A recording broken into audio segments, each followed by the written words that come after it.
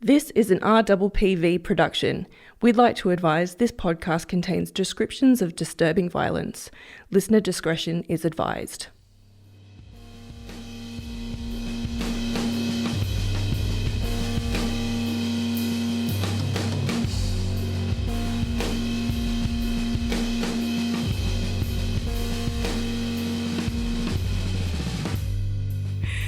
And welcome to I Think My Fridge is Haunted, a very creepy podcast. Hello, Hi. my name is Gemma. And I'm Esther. Nice to meet everyone Welcome. through the audio land. We're a bit nervous, aren't we? Yeah. We've never done this before. I refuse to hear myself on any recording device. I cannot listen to my voice message, anything. So this is going to be a nightmare for me, but I'm really excited to do this. So. Well, it's all right. You don't have to do the editing. That's for me. Thank So, you. we can just release it and you can just read the comments on Yeah, Instagram. I will. I'll just stalk the feedback, and if anyone writes bad reviews, then You can deal with that. I will stalk your family and your workplace. And You can haunt them. yeah, that's it. I'll wait till I'm dead and then I'll come after you. So leave us a 5-star review. Do it. Thank you. You've been busy lately. Have I? I have. Yeah, kinda. It doesn't stop with me. Yeah, I just got married. I mean, hello, congratulations. Thank you. Was it fun? It was. It was the most stressful thing I've ever done and the most terrifying thing. And, you and I take our clothes off in front of strangers. Yeah, we do. Every weekend. And that I could have done that 1,000 times over, and the wedding day would still be the scariest thing I've ever done. Really? So when I got married, my mum was like, "Are you nervous?" And I was like, "No, I'm just going on stage." I kept telling myself, you do this all the time, it's fine. But no, it was petrifying. You just got to repeat what the celebrant says and say yes and blah, blah, blah. I stuffed it up. It's easy. My husband was like, "Oh, I'm so glad you came." I was like, "What?" He thought I wasn't going to turn up. Yeah. No, well, it's too expensive to not rock up. It's so true, isn't you it? Have to... It's so true. We don't have that option. No. Normal people. Celebrities, yes. Normal people, no. You've got to go through with it. That's it. So, let's get into it. I Think My Fridge is Haunted. What's this all about? Okay, guys, this is a very creepy podcast for and by very creepy people. So, Gem and I both share an interest in the creepy, the spooky, true crime, cryptids, aliens, conspiracy theories, anything that makes you go, "Oh my God, can you tell me more?" Yeah, I like to think I'm one of those people that sort of at parties goes, "Oh, you're into true crime. Oh, who's your favorite serial killer?" Yes. I mean, not favorite. I mean, who what's do you what's admire, the, but not admire, but not admire, but but what's the one that interests you? Yeah. What's your favorite? We're those people. Yeah, definitely. Like, that is a question I ask anyone I meet. And I think it also shows the type of character you are. If you react really harshly to that question, then you can kind of gauge Yes. what type of conversations you could have. Yeah, with because they're certain like, people. "Oh my God, I can't deal with scary movies. Yeah, I you're just like, can't okay. even watch them. I have to I fall asleep to scary movies. Like I listen to scary scary podcasts to fall stories asleep. and that kind of thing. Yeah. I find it really relaxing and soothing, but other people are like, "No, I have to close my eyes. Can't do this." Yeah, all the lights on, everything. No. Give me a ghost, give me a killer, and I'm a happy girl. Yeah. Yeah. Give me a Sasquatch. Give me a Sasquatch. Give me I cannot wait to tell you guys. Oh, there is one that I know that scares you though.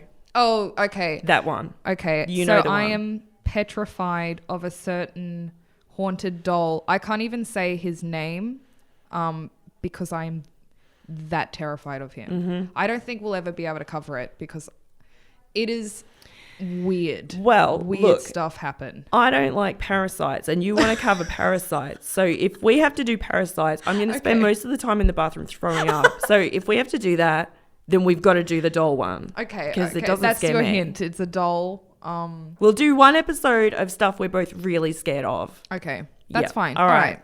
Okay. Shake I'll just on have it. to bless. All right. We shook on it. Okay. Good. All right. It's happening. All right. Well, should we get into it? Okay. Let's get into What's it. Ooh. Do you have a fact from the freezer? This is my fact from the freezer. This is what we're going to do. Okay. Your weird fact. Maggots and mayflies can breathe out of their butts. I tell this to everyone I meet. That's really it's random. An icebreaker. Yeah, it is. Yeah, I think of sorts. Well, what I'm imagining, because I just heard it. I heard it from another podcast, but apparently it's so they can just like continuously eat. They just keep eating and they can breathe at the same time. Oh, I see what you mean. It's like a tube. Right. Wow. So that's why like there's so many of them, because they can multitask so well. Yeah. That they could just keep reproducing. Yeah, it's like constantly eating and breathing. And can you imagine if humans could do that? There'd be so many people on the planet. do. There's a lot of smelly people. Well, true. On the Frankston line. Shout out to Frankston.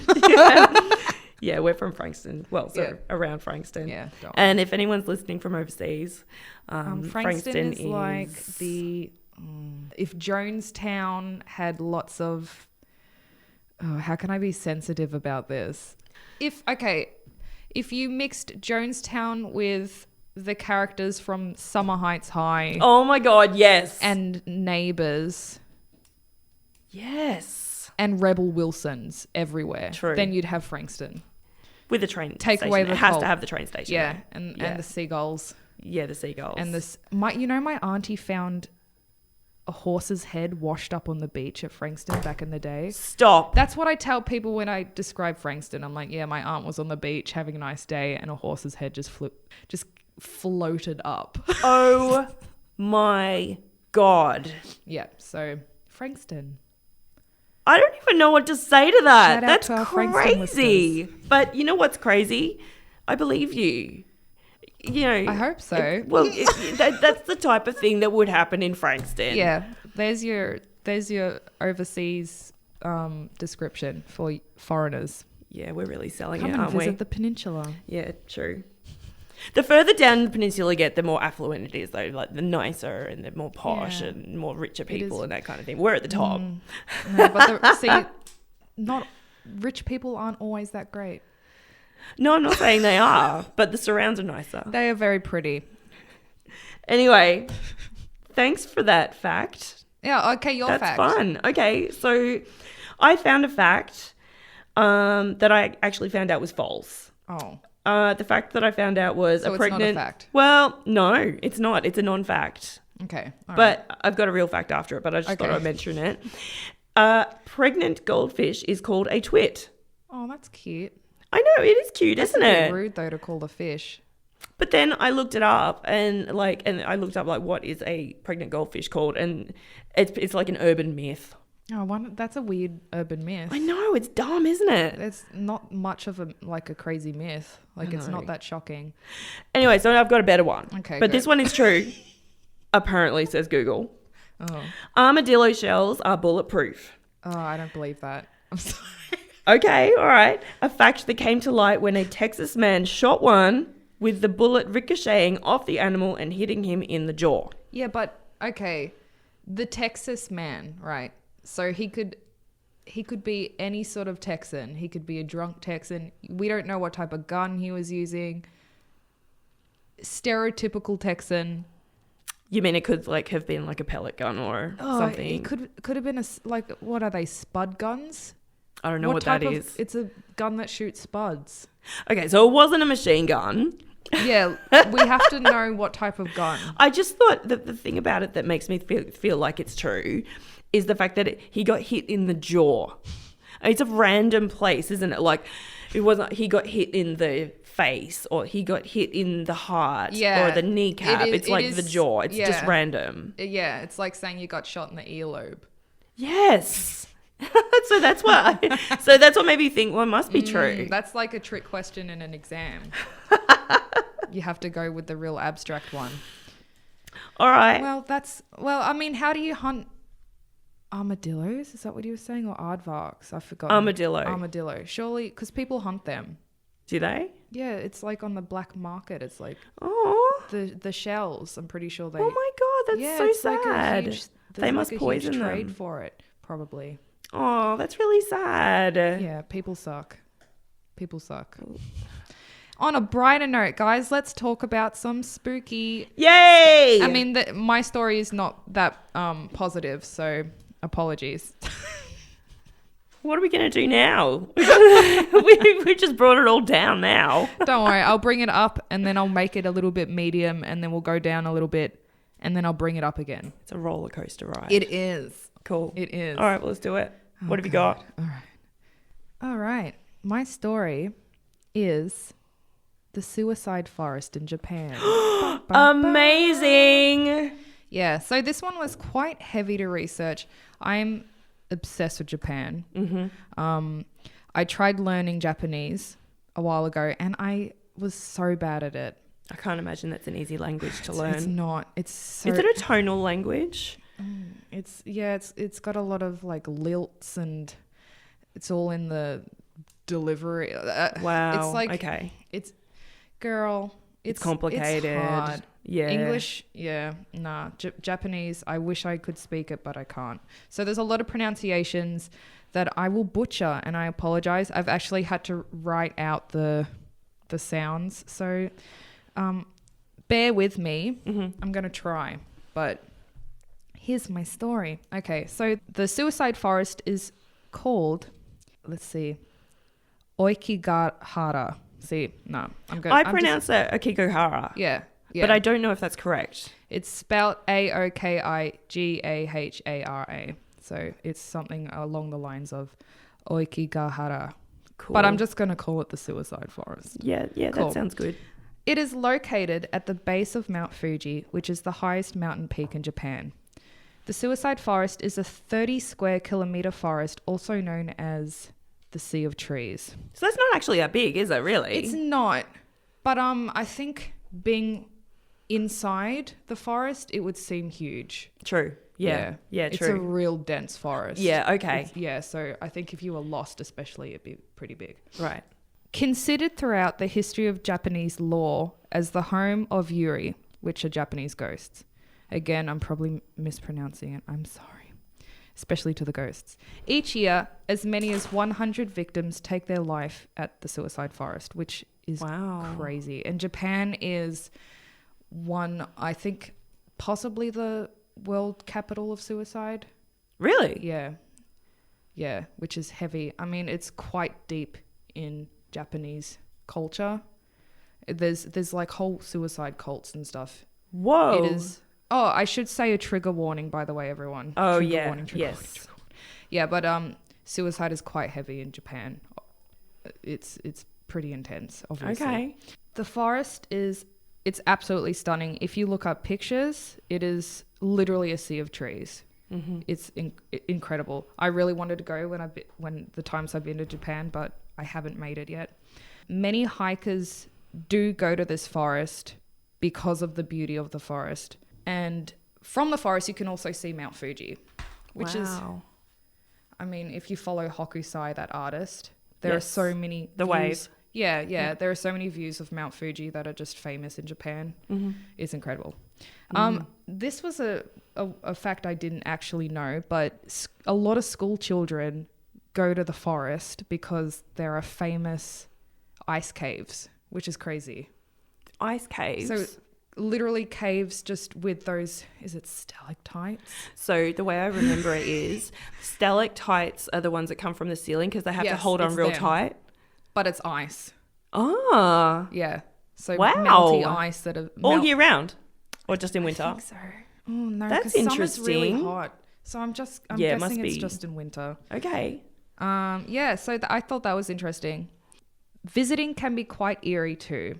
The trees are so closely grown together that visiting some areas of the forest, you literally put into complete darkness. Like the leaves are so thick from above that it cuts out sunlight. Wow, so that's like the canopy is so thick and dense. Wow. Yeah. Which I think once you were in the forest would be very, especially if you knew the kind of the lore around it, it would be pretty scary. I mean, I don't know, Australia doesn't really have, or Victoria at least. I mean, you go to the Black Spur. That's what I was going to say, the Black Spur. That is quite a creepy place. It is creepy. But I don't think we have anything quite like the Suicide Forest. Mm-hmm. It's also like in some areas it's completely silent, which is pretty, like, it adds the creepy element. Perfect place to record a podcast. Yeah. Perfect place to do anything, really, I think. Okay, so as well as it being silent, picture yourself being in this forest where hundreds of people a year have committed suicide. Mm-hmm. Not only that, it's so dark and dense that it's like having your eyes shut. It's like being in a dark room. Wow. Yes. And it is super famous for Japanese ghosts, which they're quite hard to research. I spent so long trying to research individual ghosts, and the only real stories I could find are real old traditional Japanese ghost stories. Mm-hmm. A lot of demons. It's amazing. Yeah. And the artwork is super creepy. Like, cool.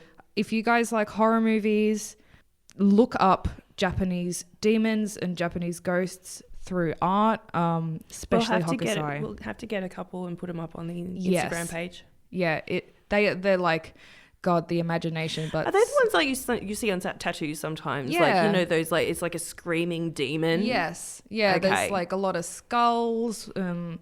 There's Hokusai does a whole series on ghosts. I didn't know that. It's incredible. I thought he mostly just did like landscapes. Yeah, no, he has like a huge collection of ghosts and demons. Wow. They are insane. Cool. They're amazing. Now, the reason why it's so quiet is the actual forest floor is made of volcanic rock, which has previously been lava from Mount Fuji's 1864 eruption. Now, I had to know it was a look. volcano. Me neither. I had to. I was like, did I say 1864? Yes, I think so. 864. Oh, like ages ago.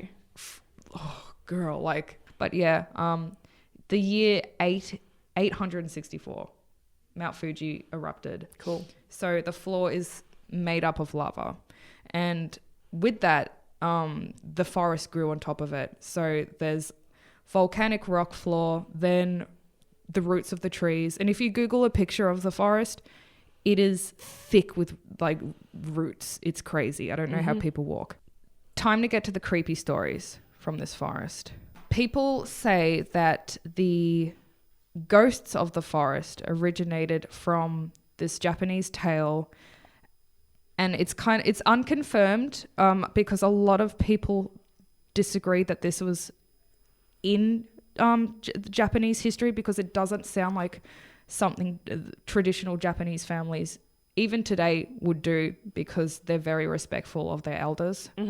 But it was a custom called, I'm probably going to butcher it again, ubasute, where in feudal times, when food was scarce and people were desperate, a family might take a dependent elderly relative, typically a woman, to a remote area and leave her to die. That's so sad. Yeah, it's horrible. I mean, to me, it kind of makes sense if your family is starving and you have to look after someone who's like the weakest link. Yeah. I mean, in the wild, animals do it. I guess. In like herds and stuff. But I don't believe this is legit, because Japanese traditionally are super respectful of their elders. That's it, isn't it? Yeah. Yeah. So a lot of historians are like, it doesn't line up, but then like it is recorded in some documentation. So I don't know. We'll leave that in the air. So many people believe that the elderly who ended up starving to death in the forest, they turned into the ghosts that are there now, and they're super angry. Oh, yeah. Wow, they're so bitter. they've died negatively. These ghosts are not happy. Yep. And this is where a lot of visitors actually have witnessed these ghosts, assuming that they were the spirits of the abandoned old people. But in the 1960s, things started to change when the history of suicide started to surface. Trigger warning again, everyone. Now, it is said that the ghosts in the forest belong to the thousands of people that have committed suicide, which already is an insane number of suicide. So did you say it like escalated from the 60s? Well, from the 60s, that's when word got out that this was a destination for suicide. I don't really understand if people started to get drawn to this forest because of the quote unquote negative ghosts or energy. I don't know. Or like maybe it's some sort of like animal reaction because it's such a dark and weird place. Eerie. Yeah. I don't know if it's like an animal reaction to go there if you're depressed or... Yeah. Yeah. So I mean, it sounds like if you're a depressed person and you go there, there's going to be like an air of hopelessness about it. You know, it's dark, it's cold. Yeah, that's it. So I don't know. But it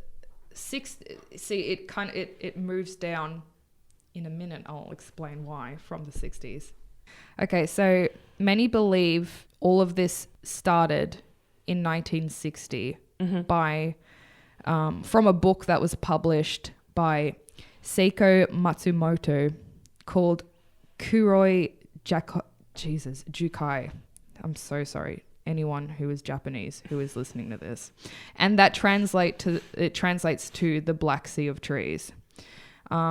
People blame this book for the resurgence of morbidity in the forest. The book is actually about two lovers committing suicide in the very same forest. So I think that a lot of people pointed fingers at this story to trigger like a romantic... Yeah, okay. So it's kind of got its roots in pop culture. Yes. Yet as early as the 50s, visitors were reporting finding decomposing bodies. Interesting. Yeah. So this is where it gets a bit creepy. So 10 years before this book was even published, there were still suicides happening in this forest. Yeah, is there something spiritual in the forest that's pulling people in? Exactly. Yeah, and that's the thing, that's like, it relates back to the ghosts, like being a negative ghost. You don't know if it's kind of convincing people to feel these things or, you know, step closer into the forest, and then people get lost. Like it's, imagine being in there, darkness, silence. I think without water, without food, you'd start to go a little bit crazy, I think. Since the 70s, teams of police, volunteers and journalists, which I thought was really random that journalists were going in, regularly do body searches.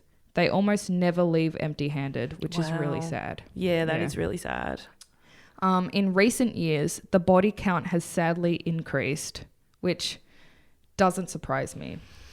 I mean, so is the population, though. Yeah, that's true. I didn't think of that. But I think, I don't know, suicide. You could look at this from so many angles. Oh, God. It's really sad. In 2004, it reached its peak at 108 bodies that were found in the forest. In 1 year? Yeah. That's a lot. In 1 year. And they were in various states of decay. So again, we don't know, you know, when they did it. It could have been current. It could have been last year, you know, 2003. Yeah. And that doesn't count for the number of bodies that haven't been found. Yeah, exactly. Like, they'll never know an exact number. Exactly. Remember how dense and huge the forest is. With layers of roots and leaves, there could be hundreds more. And also, you know, we're talking about a place that probably has, you know, foxes, bears, wild that's it. Birds of prey that are going to totally take advantage of bodies, and you know, you'll never get an exact number.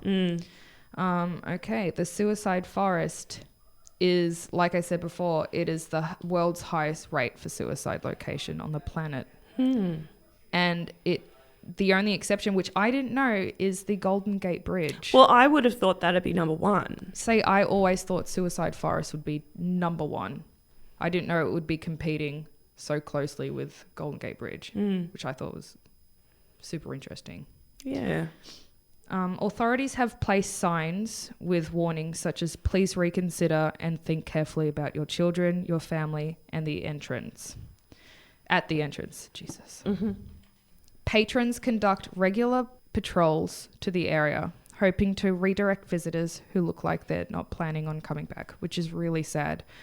If you watch anything on YouTube, you'll see abandoned cars that are covered in leaves and dust. Oh, and that's so sad. It's really sad. It's quite heavy. It is quite heavy. Wow. In 2010, 247 people attempted suicide in the forest, with 54 succeeding. Trigger warning, everyone, again. I'm sorry, this is quite a heavy topic. Hanging is the most common cause, with drug overdose coming in second. Really? Yeah, which I thought was, I mean, it makes sense. Recent years, it makes sense. Okay. Yeah. What did you think? I don't know. I was kind of thinking people might shoot themselves. Yeah, I guess I didn't even gun laws in Japan. I don't know. Yeah. All comes down to gun laws, I guess, because it's the same in Australia. True. Yeah, that's true. The Japanese government have now made numbers of successful suicides unavailable, which I think is a really good idea, fearing that the totals were encouraging others to follow. You can visit the forest, as many tourists do. I don't know if you've seen the show Dark Tourist. Yes, I have. Yeah, well, that has the forest. If you go watch the Japanese... I've watched it ages ago when it first came out on Netflix. I love him. I'm hoping there's going to be a second season. Rumors. There are rumors. He was in Sydney the other day. Really? David Farrier, everyone look him up. Follow him on Instagram. He's from New Zealand, isn't he? Yes, he's amazing. I don't follow him on social media. I just really enjoyed the show. He just posts photos of his cats and like... Oh, he's like us. He's like us. I love him. Unfortunately, if you do decide to leave the designated trails, so there are trails, you can find evidence of the tragedies that happened in the forest. My friend went to the forest and he left the trail and he found random stuff like he found a can of gas. Oh. And a noose. Yeah. Oh, wow. Yeah. It was, and I was like 14 when he told me this, and it freaked me out so much. I was so fascinated by it. Wow. But I wouldn't recommend leaving the trail, obviously, because they're there for a reason. The forest is super dense, and I think out of respect of people, don't go looking for bodies. Like, I know we like our morbid stuff, but it's a touchy subject. Suicide. And I think people they choose that place because it's a peaceful place. Yeah, it is super beautiful, but don't go with your mates looking for bodies. That like YouTuber did some YouTubers. Exactly. Yes. Often you'll find things like moss-covered shoes and clothes, briefcases, personal belongings, photographs, and written notes. And obviously you'll stumble across bodies, which is horrendous. Okay, now back to the ghosts, guys. Many believe the reason there is so much suicide, like we said before, is due to the ghosts of the forest claiming vengeance. So that's one rumor. Often luring visitors off the paths and into the huge expansion of forest. Due to the rich... Okay, this is a crazy one. This blew my mind. Go for it. Due to the rich magnetic iron... The soil in the forest can completely throw off cell phone services, GPS, and even compasses. Yes. Yeah. So people can get really spooked out, discombobulated. Yes. I mean, confused. but you would. Like, even me knowing this fact, if I went into the forest and my phone started playing up and my compass started spinning around, the first thing I would think is ghosts. Yeah. I wouldn't be like, oh, exactly. The volcanic floor is playing, Yeah. No. I think... Have you seen the movie The Forest? Yes. Yes. With Queen Marjorie. Oh, I don't know. From Game of Thrones. Oh. What's her name? Oh, and she was Anne Boleyn in The Tudors. Oh, it's going to bug American me. American blonde chick, right? No, she's British. Oh. Yes, she's fabulous. Yeah, I've seen it. And it's about the two twins. Yeah, and the twins. And she goes into the forest. Yes. And then she gets really confused in there and stuff. Yeah. It's a good film. Yeah. It's on Netflix, isn't it? Yeah. Well, that stuff apparently happens. Natalie Dormer. Oh, I'm not good with she's names. One of those actresses. If she's like Jennifer Aniston for me. If she's in a film, I'll just watch it. I won't even listen to it. I won't even read the synopsis. I'll be like, yep, I trust her. Yep. Yeah, I guess I'm the and same. J-Lo. I'll watch a J-Lo movie. Any J-Lo movie. Do you watch a Jennifer Aniston movie? Damn right. I cannot stand her. Love her. She's the one of Friends, right? Yes. She described as what, like the flower of spices. She's like the flower. She's like the, what do they say? If she was a spice, she would be flour because she's so plain. Oh my God, I see what you. I was thinking flower like a daisy. No. The flower of spices. That is such an insult. She's so boring. No, she's amazing. Watch Dumpling on Netflix. Yeah, it's such a great film. Okay, so there's a horror movie. There's a Chinese called horror movie Dumplings. called Dumplings, and then there's this one about this pageant beauty queen. called Yeah. Dumpling or something. Yeah. I like it. She's one of those actresses. She's kind of like, you know, like an America's sweetheart. You just watch it and you just kind of like forget the world for 2 hours. Okay, fair. That's true. Forget all your traumas and watch a Jennifer Aniston flick. Or nay, watch her hair. Oh, girl. And just want to run my fingers through it. I know, it's amazing. Anyway. Back to the suicide forest. What a transition. That was a cool segue. It was. Many believe that the demons and the ghosts are to blame for all the weird shit happening to your phones and GPS. Many people being Esther. Yeah, well, 100%. I could go into the forest with a scientist, an expert on dirt, the inventor of the compass. Who's the guy who made Apple phones? Is that Bill Gates or something? Steve Jobs. I could go in with all of them and still be like, no, guys, it is the ghosts. Yeah. So, yeah, I hope you guys enjoyed my really badly pronounced story about the suicide forest. That was amazing. Thank you so much. It gives you a little bit of insight. I mean, I knew suicide forest from obviously the name of the forest and hearing spooky stories, but I didn't know the extent of the statistics as well as the weird stuff with the soil and the ice caves. I'm definitely going to go next time I'm in Japan, 100%.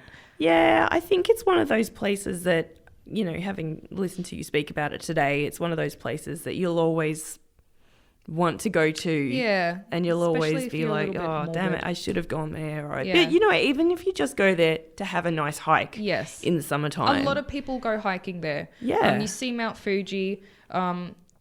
The plants in Japan are just, they beat any Australian native. I'm sorry, my dad's a landscape gardener. Australian. I've been brought up with Australian natives my whole life. I'm not a fan. I'm sorry. What flowers did you have? Give me a vine. Give me a Japanese maple any day. Oh, I love Japanese maple. Beautiful. Yeah. What flowers did you have at your wedding? Oh, I had poppies. But I made sure there were no red ones because I didn't want it to look like... this Anzac Day. I am so Australian. Oh, wow. Okay. Yeah, I mean, girl, it was a mix of like culturally inappropriate. I had origami cranes everywhere. I had poppies that were from New Zealand. Yeah. My dress was from Sydney and I think other crossovers of countries. Where's your husband from? Oh, he's from Sydney too. Mine's from Bristol. Oh, British. Oh, God, I'm so sorry, England. And Australia and New Zealand and Japan and Frankston. Oh, it's just a never-ending apology from me. Well, guys, subscribe to us, definitely. Yeah. If you put up with stuff like this. Yeah. If you do want to follow us on social media, we have a Facebook page. Just look for I Think My Fridge Is Haunted. And also the same on Instagram. I Think My Fridge Is Haunted. And we should probably get some pictures up of those Japanese I'll demons. post some pictures tonight. It'll be cool. That'll be great. Yeah. I mean, you guys will get it when the podcast comes out, which is around Halloween. Yes. So I won't just post random photos of the suicide forest with no context. I'll wait till the episode is out. That's a good idea. Yeah, so that's like, a really good... That didn't occur to me. It doesn't make sense why they're just posting because we're not actually... because this isn't in real time. So we're from the past. We're from the past. Yeah. So I don't know what'll happen by Halloween. I'm getting all my hair cut off. Are you? Yeah. You don't have much to cut off. I know, so it's going to be quite a shock. Cool. To the system. Yeah. You're just doing. I know why you're doing it. Make it easier to put the wigs on. Yes. Is it? Guys, I wear a lot of wigs in my performances now because I have no skill in actual hair. It's just easy to wear a wig. It's so good to wear a wig.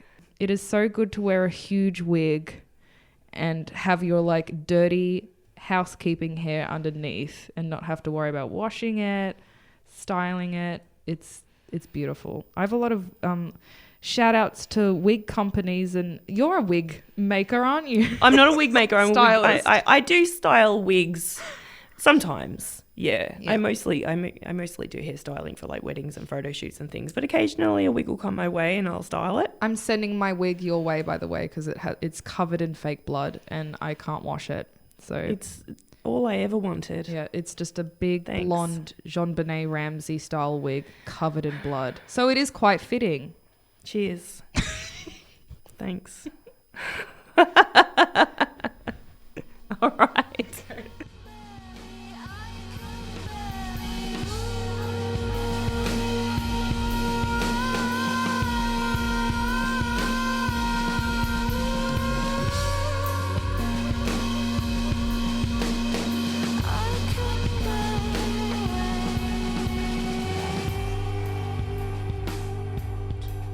Well, it's my turn. Dun, dun, dun. I got a bit nervous all of a Yeah, sudden. look, you're going to see, it seems easy, but it's not. It's not.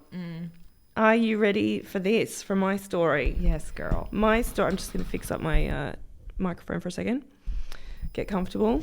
Okay. So we're going back to England. Oh, your husband's land. Yes. And we're going back to the past as well. This is, well, it comes under two names. It's known as the Crumbles murders. Oh, I've never heard this. But also, the one that I'm focusing on today is the murder of Emily Kay. Is K short for anything? Or is No, it's Kaye. Oh, yes. Okay. Hey. Oh, I hope you like it. This is one of my, I love this story. It's just... Yeah, I'm excited. This is great. Yeah. I've loved I'm this one for excited. years. Okay, let's do this. Just so you know, details about this story are sometimes quite sketchy, or there's multiple versions to this crime. Like, for example, some of the names, when I was researching it, Changed.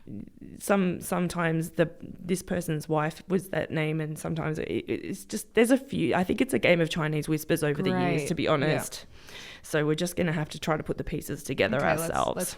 Let's speak out a little map for the listeners. Okay. Somehow, I don't know. So the Crumbles murders refers to two separate crimes that took place in the same area. So the Crumbles is a beach. It's a shingle beach in Eastbourne. And I asked my husband what a shingle beach was, and he said it's a pebble beach with slate. Do they have shingles over there, like the chicken pox sickness shingles? Yeah, I think that's everywhere. Is that... No, that's got nothing to do with... It's not a diseased beach. It's not like a leper colony No, or I was anything. going to say, like, if the type of sand is called shingles, and if you're in like a conversation where you're like, I have shingles, is it the same thing? Oh, I don't know. No. Sure. The British definitely would get shingles. I just feel like it's something It's something they would do. They're kind of prone to. Yeah, they would just... Bumps and... I'm so sorry. Once again, it's such a British thing to do. Skin conditions and... So this beach, the Crumbles, is in Eastbourne in England's south. The first murder at the Crumbles was of a young woman on holiday at the beach. Her name was Irene Munro. She was a typist. She was murdered by two men, Jack Alfred Field and William Thomas Gray, on 19th of August 1920. And they buried her on the beach before being convicted and executed at Wandsworth Prison in February 1921. So that was the first murder, just quickly. Yeah. But there was another murder, so that's why collectively it's known as the Crumbles murders. Okay. So, but the crime that we're looking at is the second murder that took place at the Crumbles, and this one takes place in 1924. Okay. Patrick Herbert Mahon, born in 1889 or 1890. We don't know. He lived with no criminal record for the first 19 or 20 years of his life until he got married to 18-year-old Jessie. Wait, how old was he? Did you say? He was either 19 or 20. Oh, okay. So they're around the same age. It's not some like creepy No. arrangement. No. Okay, cool. No. He's got married to another person who's about the same age as him. Okay, sweet. Some articles call her Jessie and some articles call her Mofardin. Two very different names. So different. So they got married in 1910. Yep. And I think I'm just going to call her Jessie. Okay. You know. Easiest. So now this gets a little bit complicated. So Patrick Mahon was born in West Derby, Liverpool, but he ended up travelling around a lot during this story. So after he gets married, a year later, he takes another woman on a holiday weekend to the Isle of Man. So he's starting to become this sort of womanizer. Yeah, right. He's he's trifling, you know. He's Yep. can't While be his dealing. wife is living back. Yeah. Yeah. You know, he's like, you know, working, A bit of quotation a marks. Douchebag. Yeah. Quotation marks. So he pays for this trip with forged checks. Oh, okay. And he was arrested and bound over. So I looked at what bound over means, and it is like it's almost like a warning, I suppose. Like he was arrested for it, and it's almost like kind of like going out on parole, I think. Okay. So he didn't go to prison for it. But then he went on to be arrested for embezzlement, and he was actually imprisoned. Jesus. I can't see that he went to prison for a very long time because in 1916 he was involved in a robbery and given 5 years. Okay. So, you know, he's a troublemaker. Shady boy. Yeah. So during the robbery, he'd hit a maid servant with a hammer. So, yeah, he's escalating from kind of like petty financial crimes, and he's getting violent. Okay, interesting. By this time, he had moved south to Surrey, and his wife is still standing by him, even though he's a complete troublemaker. She gets him a job as a salesman at a company that she worked at called Console Automatic Aerators. Okay. What is that? And they sold soda fountains. Oh, they had them back in the day? Like a soda stream? Well, I think... Or is it a fountain for your garden? No. I think it would have been like a type of a soda stream type thing. They had like mineral water back then? Like soda water? I don't know. Wow. All right. We'll have to look into it. You know, next episode we will have... Yes. The answers for you guys and for us. And visuals. Because I love soda. It helps with my IBS. So I'm very interested in this. But would you buy one from this guy? He could do it cheap. I don't know. He'd rip me off. I don't know. Okay, so this is where things start to lead up to what happens at the Crumbles. Okay. So part of his job was to travel to Moorgate in London to visit the receiver's head office. And it is at the head office that he meets Miss Emily Beelby Kay. Oh, God. Emily is a secretary. She's 38 years old, and she's described as tall and a woman of the world. Ooh. She was pretty smart, and she had invested in stocks. Poor girl. So she had her life going for her. She's making good decisions. She's doing her thing. She's got a day job. She's invested in some stocks. She's tall. And she's the woman of the world, which, what does that mean? She's foreign, or does that mean no? she I think travels? that means she's got her head screwed on. Good for her. Maybe she's well traveled, but she's probably she's no idiot. No, I picture her to look like. Have you seen Best in Show? No, I'm going down a rabbit hole. It's that woman from the beautiful blonde woman from Legally Blonde. She works in the nail salon. Reese Witherspoon. No, the big busty beautiful woman. Okay, so she's The busty one that does and the beautiful. bend and snap. And she has the dog called Boris or something. Yeah, I can't remember Tall, who. blonde. Yes, She's strong. I can't remember the name. No, but let's just give that Yeah. visual of something K. Katie K? Emily K. EK. Jennifer Coolidge. Jennifer Coolidge. Yes. She hangs out with a lot of drag queens now, which I love. Is that Stifler's mom? Yes. Is it? Yes. She's so sexy. Yeah, she's goals. She is. I want to be like her. All right, so that's our Emily Kay in the movie. Okay. So that's who's playing All Emily right, Kay. we've casted Emily Kay. So she's invested in stocks and she's accrued investments worth about £600, which in the 20s is, that's a lot of money. So It's a lot of money for me now. She's been... she's doing well. She's doing well. So in the summer of 1922, the two of them ended up spending the day together in London, where they got to know one another better. And before that, they'd been speaking on the phone, trading. And they soda. had met in passing. And this one day, they started actually spending time together. Okay. Let's fast forward 1 year. For one reason or another, Emily loses her job. And she moves to another job as a typist for a finance company. But she's only there for about a month. Okay. I couldn't find a reason for this, but it begins a spiral into hard times for Emily. So much so that she is forced to sell her shares 3 months later in February of 1924. And to make matters worse, she gets sick with influenza in March 1924, and she decides to travel to Bournemouth to recover. Jesus. Back in the day, people would go to the beach and sort of hang out there for a couple of months.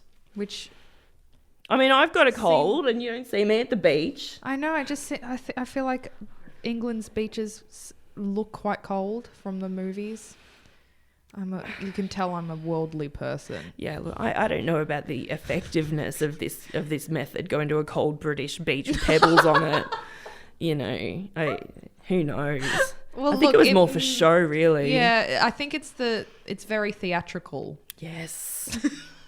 I feel that's probably the only reasoning behind it. So bless her heart, she's got the flu. She's gone to Bournemouth. She's gone to the beach with the flu, And our favourite wanker, Mahon, follows on. And they ended up staying in a hotel together. And they're booked in as Mr. and Mrs. Mahon. Okay. And she knew he was married. Girl. Mahon buys her a diamond and sapphire ring. And Emily starts telling her friends they're engaged. Girl. And after getting married, they planned... No, they're not married, but she was telling people after they got married, they planned to move to South Africa. That is a big change from... She got plans. She is a woman of the world. Mm-hmm. She got plans. She's got ideas. Yeah, good for her. And there's a record of her telling her sister this on the 5th of April, 1924. While she's writing to her sister... Sorry, I'm going to be throwing a lot of dates at you. I'm very dyslexic. It's a timeline. So it's a timeline. Great. So she's writing to her sister on the 5th of April, and Mahon is travelling. He sees an ad for a house rental for a place called the Officer's House at the Crumbles, and he travels to Langley to make a booking. Yep. Thank God for booking.com. Wait, is this the Langley... Oh, see, I'm going to put my... No, it's not the CIA. No. Like a hotel? Like the Langley Hotel? Oh, no. I think it's like it a town. So I guess if you wanted to go on holiday somewhere, I guess you could either send them a telegram, say, hey, I'm coming. Yeah, Put a doona on the bed. Yeah, put a towel on the pebbles on the beach. See you Sunday. I've got the flu again, guys. Okay, so he books the house for the 11th of April, and I've written something small under the name of Waller. Cheeky bastard. I know. Oh, he's just trifling. It's just it His never surname's ends. hard enough. Don't make another one. Mahon. I don't Mahon. reckon that's the pronunciation. I don't either. It's O-N. Is it Irish? Man. Man. I don't know. Could be Man. I can't even My pronounce my surname, pronunciation- so good luck. My pronunciation matches your Japanese pronunciation. There we go. And this is in English and I can't even 50-50. do it, so Oh, and we your go. husband's British, so... fail. Okay, so he books in under a fake name that I can pronounce called Walla. He books it for the 11th of April to the 6th of June Yep. for 3.5 guineas per week. Okay. And at this seems point, cheap. well, I don't know how much three guineas It is. sounds cheap. Well, you know, I don't know. At this point, Emily has gone back home to London. So she's recovered. And I guess they planned to take this trip or meet to stay together because she travels to Eastbourne, checks in to the Kenilworth Court Hotel Yep. and waits for Man to get in contact. So they're Here going to we meet up go. at this officer's house. Sexy. Okay, so moving on. Where was Patrick, our friend Patrick Mahon, all this time while she's waiting in the hotel room? Bastards.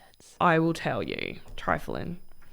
On 10th of April, near Richmond Station, 32-year-old Ethel Primrose Duncan meets a man who walks her part of the way home in the rain to the house she says shares with her sister. Part of the way home. Does that mean he like stopped halfway to the destination and was like, "All right, love, on you go"? Yeah, pretty much. That's a sign in itself. Yeah, red flags. Yeah. Red flags. Okay, so he tells her his name is Pat Waller and that his marriage is on the rocks.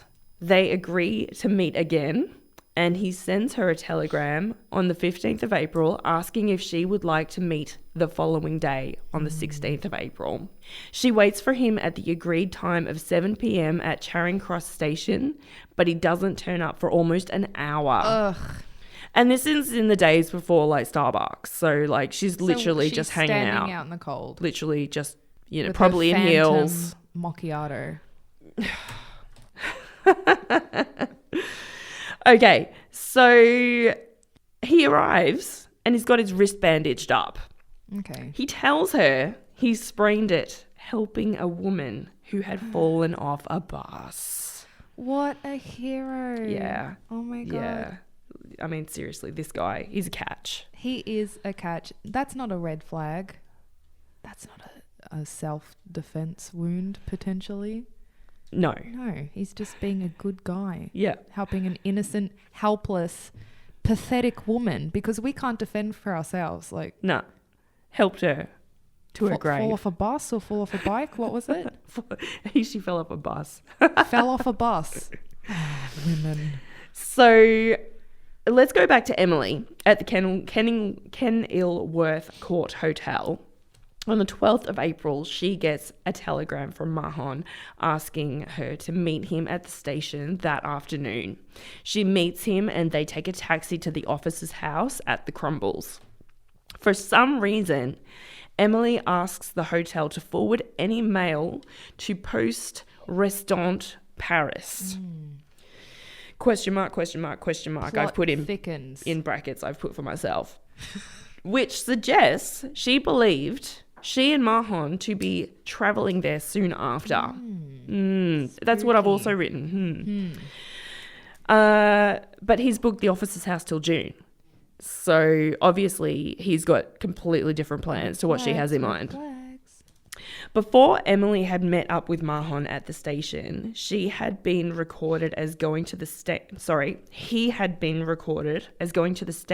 Kitchen Equipment Company and buying a 10-inch cook's knife plus a small meat saw. I mean,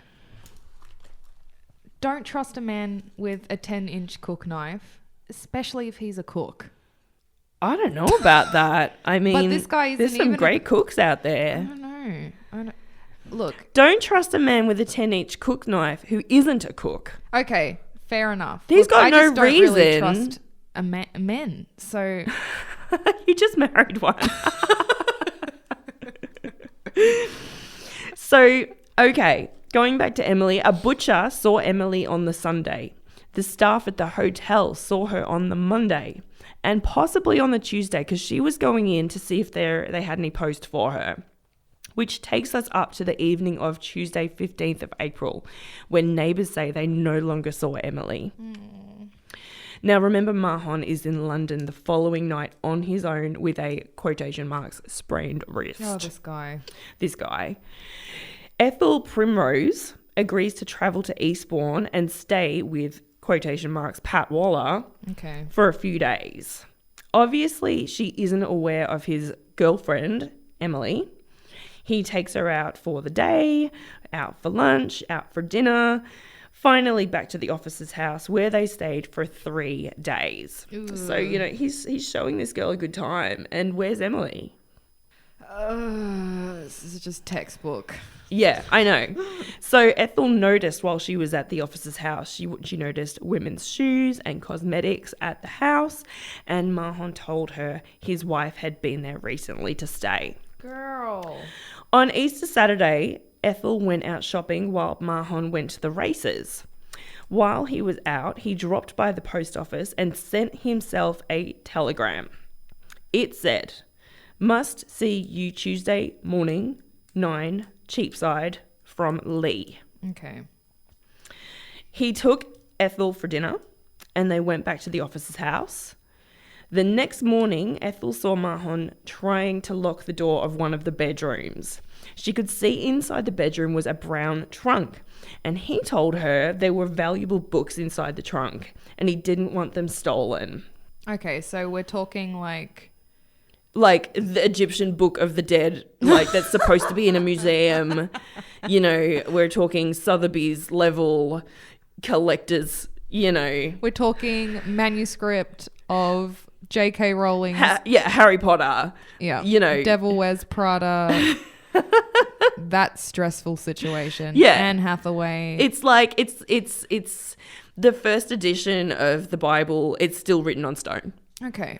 It's Dolly magazine back in 2007 when you 2007, girl. I was reading that in 94. That's how I had sex ed. Yeah, didn't we all? The sealed section. Yeah. Dolly Doctor. I learned so much. Oh, Lord. Anyway, so she's seen this brown trunk and he tells her there's valuable books inside. Mm-hmm. And to sort of, put a exclamation mark on his point, he screws the door closed. Oh, girl. I mean, this isn't out. even his house. He's signs. He's screwing doors closed. Screwing a door shut. Yeah. Mahon showed her the fake telegram and said they had to head back to London. So he's basically saying, get out.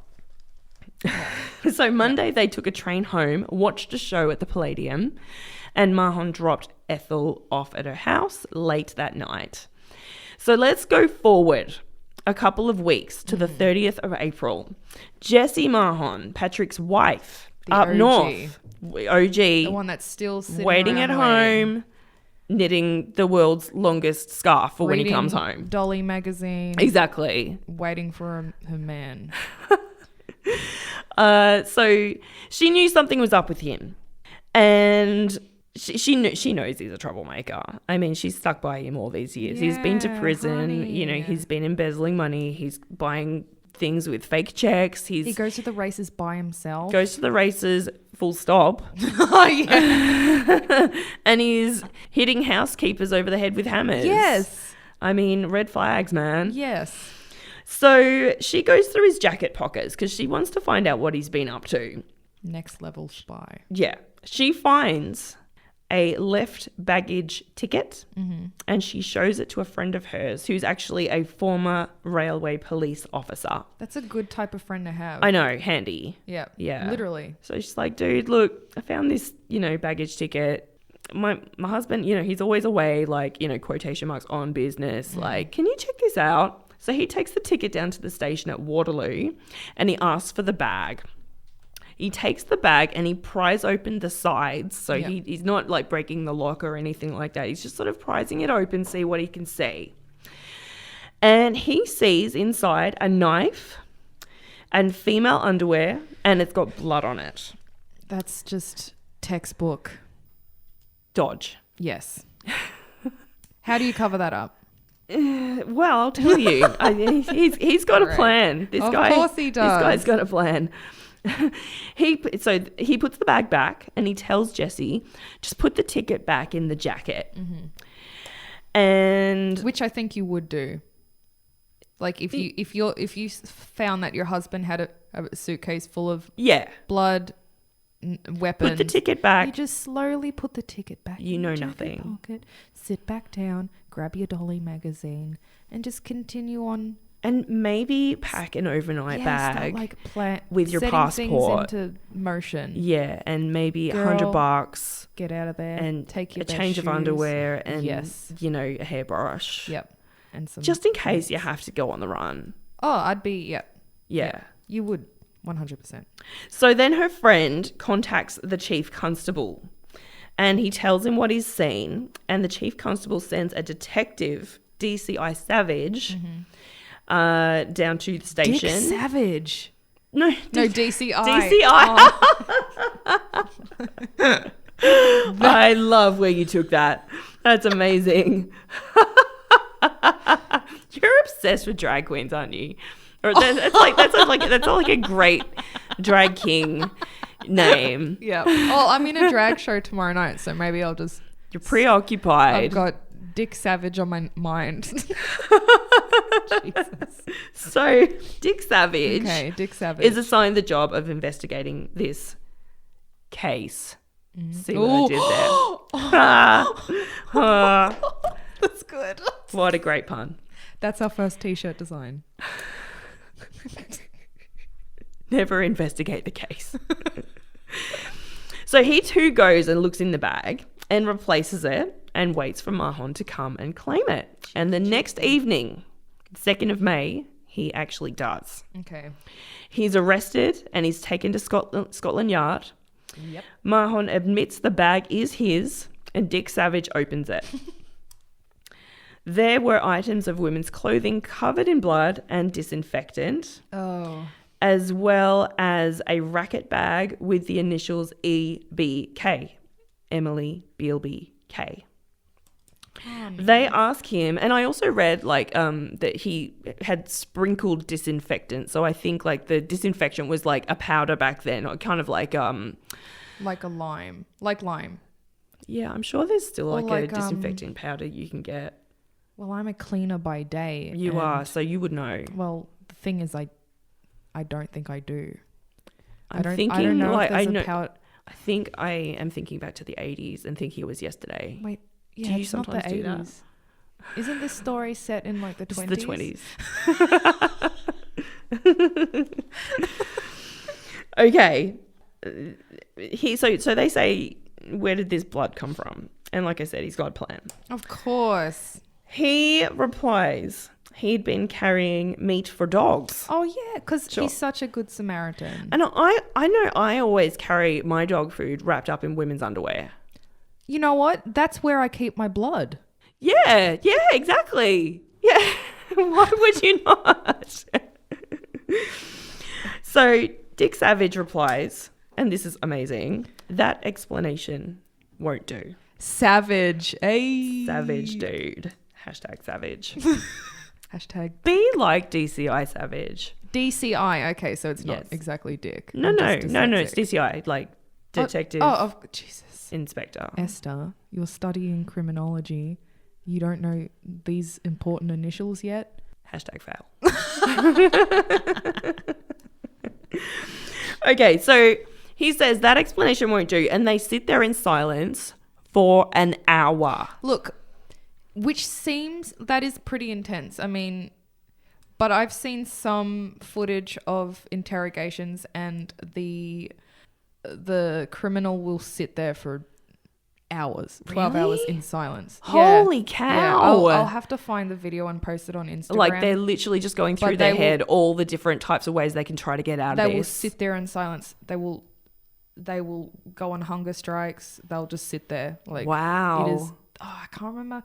There's some there's some murderer out there and there's footage of him on the internet and he's just sitting in the room. And I think it's like maybe 6 hours before he's like, you know what? All right, I'll tell you And what's did the happening. detective sit there as well? They just sat there with him. Oh, wow. Yeah. That's so It's intense. frustrating. It is crazy. Just staring at each other. Yeah, it's literally like, you know, refusal to speak. Wow. So, Huh. So after an hour, which I thought was a long time, apparently not, Mahon says, I suppose you know everything. I'll tell you the truth.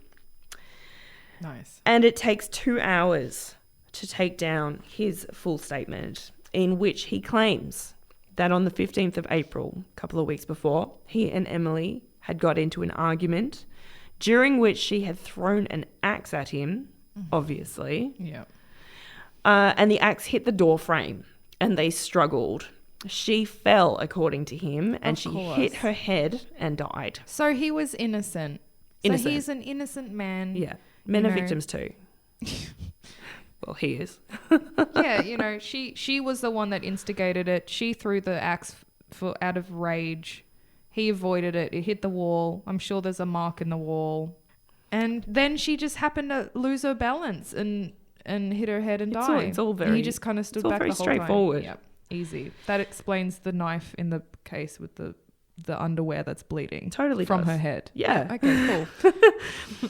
So the officers head down to the house and they do in fact notice bloodstains in the living room, but no mark left by an axe in the door frame. Ah. The officers also noticed a terrible smell. So more red flags. The disinfectant didn't work. Mm-hmm. In the brown trunk in the bedroom, also marked EBK, they found 4 parcels containing dismembered remains of a woman. So you mean the dog food? Hashtag dog food. Yeah. They found... Oh, okay. Just prepare yourself. Trigger warning. Yeah. Violence. Yep. They found her heart and other organs in a biscuit tin Jesus. and in a hat box. And there were boiled body parts in a saucepan. Not unlike... Catherine Knight. Yes, exactly. But unlike Catherine Knight's case, they never found the head. Oh, God. Okay. So what he'd done was he had dismembered the body. He spent the whole Easter weekend with Ethel. Jesus. Then he returned to finish. So he said to her, we've got to get back to London. This Lee guy has sent me a telegram. We've got to go and we'll watch a show while we're there. And then he's headed back to Eastbourne. Yep. And he's been cutting Emily up. He boiled parts of the body so he could then cut them into smaller pieces. Other parts he burned from 2 grates within the house. Human ash was later found, along with bone fragments, in the fireplaces in both sitting rooms. That is intense. Yeah. And to be able, like, sure, I mean, if you actually look at his profile and he starts off as a criminal doing kind of petty stuff. Exactly. But then Yeah. it progresses into him being violent towards women. Yeah. We don't know if he was violent towards men. Probably. Well, who knows what else don't know. what else he did that we don't know about. But to then, this was premeditated, and to murder someone, begin to, process the body, then to go away for 3 days with a lover, Yes. and just It and indicates being a like callousness, doesn't it? It's really twisted, and then to like like after 3 days of he's just, not like, feeling any remorse. No, like almost in honeymoon phase, having sex and going out to shows and whatnot, and then coming back like it, and then resuming back to it like it's a project that he's working on. That really shows the type of kind of monster this guy was. Exactly. Yeah. Disgusting. So it actually took him a couple of weeks to dispose of the body, and Mahon said, I boiled some of the body in a pot. I burned the head in an ordinary fire. It was finished in 3 hours. It's craziness. I know. The next day I broke the skull and put the pieces in a dustbin. That is So, hardcore. I mean, literally just for the rubbish to be picked up. Yeah. As if it's just something that he scraped out of the fire. Yeah. The thigh bone I burned. It is surprising what a room fire will burn, he said. There was one in the back sitting room and one in the front sitting room. So he would have just been churning it out. Oh, yeah. Which is crazy. That I wonder if that house is still there. I reckon it would be. Haunted. I reckon it probably would be. I'll look into that. Both fireplaces being used as a homemade cremation pit. Yeah. Interesting. He said there was one in the back sitting room, one in the front sitting room, and you'll find some bones in there. Her clothes are still there. I used the silk and cloth to wrap pieces of the body in. The night I was arrested, I was returning to the bungalow to get some more. The bloodstains in the trunk will be from pieces of body I put in there till I could carry them away. And in fact, between 900 and 1,000 bone fragments were found in the grates. Amazing work for them, though. What a job. I'm not... I mean, how do you figure out like what's a piece of bone and what's like just a charred piece of something else? What was this in the 20s? 1924. To me, that's just so advanced, such an advanced thing to be able to do it in that era. I don't know. I mean, I feel like so many crime scenes nowadays are so botched. Mm-hmm. Yet in the 20s, these guys managed to pull out.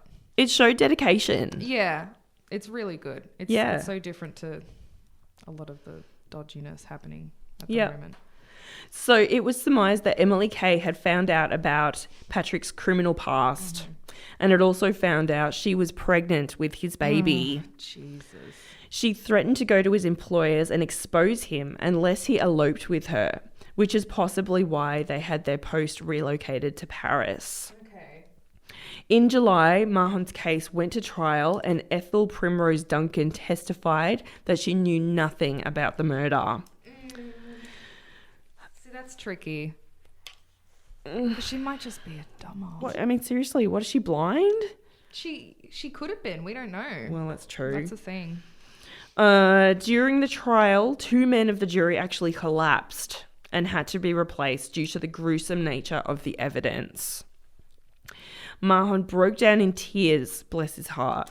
Oh, poor babe. I know, and told them Emily had been infatuated with him and she attacked him, resulting in her accidental death. Okay. The jury were not convinced, and the judge is said to have had contempt for Mahon. So they're just not taking it. They're not having any of his shenanigans. He wasn't pulling a Ted Bundy in court. He tried. He tried. Yeah. No, yeah, he tried. Okay, so the jury's not convinced, blah, blah, blah, blah. He was found guilty of murder and hanged. Good. Amen. On September 3rd, 1924. So this really didn't take long. I mean, she died in April. Some said he tried to jump away from the gallows as the trapdoor opened. Okay, so that's one way of executing yourself even faster. Yeah, like that probably, like it's neck. basically like jumping into being hanged, isn't it? It's like that's actually probably going to be a worse thing to do. Yeah, that will, I mean, it'll go either 2 ways. It'll break your neck really fast. Yeah. Or he'll swing botch around. it up so bad that it'll be a slow like slump into the hang. Well, they didn't go into any detail about what kind of hang he had.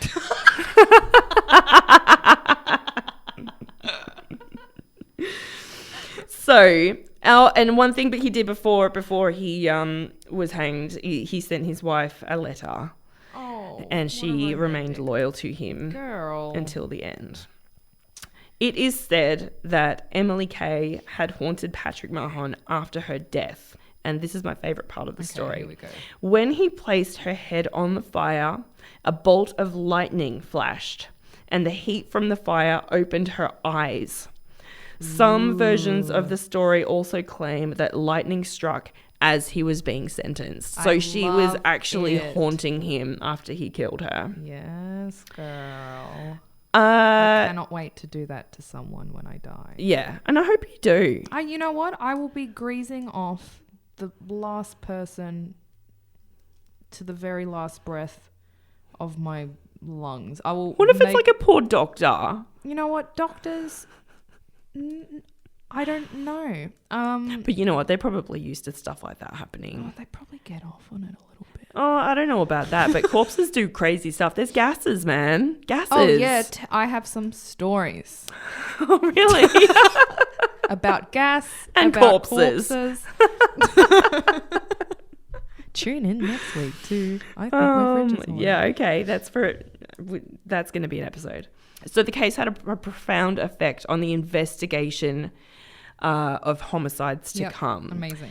So one of the key figures in this story was pathologist Bernard Spilsbury, who said that the scene was one of the worst he'd ever witnessed. He noticed during the crime scene investigation that the police officers were handling rotten flesh with their bare hands. He asked why they didn't wear gloves, and they replied they just never did. Yeah, okay. So was created the murder bag or detective's box, a kit designed for crime scenes and containing rubber gloves, tweezers, a magnifying glass, forceps, compass. Oh my God. Which you can't use in the suicide forest.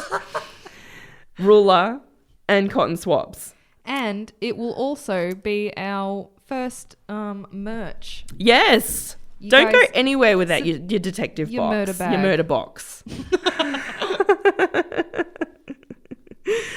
A policy was soon after instituted that detectives must carry a murder bag when they respond to a murder scene. So I suppose that's Emily's legacy is, you know... A murder bag. The murder bag. It's improvement. It's awesome, but would you... I guess, yeah, I'd like my memory to be a murder bag. You're asking yourself, aren't you? And then you're going, actually, that's a pretty cool legacy to leave. It is. Yeah. So that's the case of Emily Kay, and it's one of my absolute favourite stories, the story of her eyes opening. Hardcore. On the fire. It's just such a scary image. Which I don't think is impossible. I mean, surely I think it probably may have happened. Exactly. Yeah. So I think maybe because the fire obviously would have been so hot, that close to whatever is burning it on, wood or whatever, and it's probably just hit her eyelashes. Totally, or like the thin layers of skin. Maybe she had those like Russian extensions. Oh. And it's just blown her eyes open. That cheap plastic eyelash. Drag lashes. Yeah. Stacked. Oh, stacked with cheap Daiso eyelash glue. Yeah. Mm-hmm. Your $2.80 lifesaver. Stacked. So if you want your eyes to open on the fire after you're dead, stack those lashes. Stack those lashes, stack ladies. Them. So that's the end of episode 1, everybody. Thank you so much for listening. Thanks for tuning in. 2 of you. Yeah, us. In our car, we'll listen to this and cry. If you guys have any spooky stories, and I mean anything, I'm talking ghosts, true crime, creepy things your neighbors did while you were looking through their window. Mm-hmm. That's what I want to hear, the Burb style. Yes. I want to hear about creepy kids, things kids say, and creepy kids. Creepy kids that think that they've been born again, like they've lived before. I want to hear about stories. That. We want to hear about haunted houses that you lived in, cryptids, aliens, yes, bunyips, yowies. You're all about the bunyip, aren't you? Bunyips are so scary for me. Cool. Yeah. Well, we'll have to talk about them one day. They're the Australian equivalent to Pennywise the Clown. They live in like sewers and stuff. Well, no, don't they live in like a swamp? Yeah, connected to a sewer. That's what I was told. I mean, I don't know. You're not going to get a bunyip in Frankston. I don't know. Have you seen some of the... I'll stop. I thought they were more something like out in like the bush, like out in the country. Well, I heard they were in like the they were up towards Turadin or like there's what? Like really? Creepy. There's some sort of swamp that you can go to that's just outside the peninsula, and it's like mangroves or something. Okay. And that's where the bunyips are, and it's petrifying, terrifying to me. I don't really know. That's awesome. Yeah, scary stuff, man. get on it. I will. We want to hear Mothman stuff. Mothman. Australian equivalent, which I would not be surprised because we have big insects. So Yeah. if you just It was if just you the guys actual see moth. like just a big bug, let us know. Take a photo. Yeah. Also, you can follow us on all the social medias, which is, I think My Fridge is Haunted on Facebook, Instagram. And if you want to follow our personal accounts, mine is Pistolina_burlesque and Gem's is Gemma _ Cherie. Cherie. Girl. You can see photos of our cats. Yeah. Basically, Alright, that's guys. pretty much all I post is just pictures of my cats. Yeah. Well, same. I only have one cat, but you have cats. I have 5 cats. 5? I thought it was 5. 3. No, honey. Whoa. Yeah, no. The family evolves. A lizard and a dog and a husband. I got it all. Yep. Okay, guys. Thank you for tuning in. Stay spooky Stay creepy. and go and pat your cat. Meow. And neuter your cat. And your boyfriends. Okay. See ya. Bye.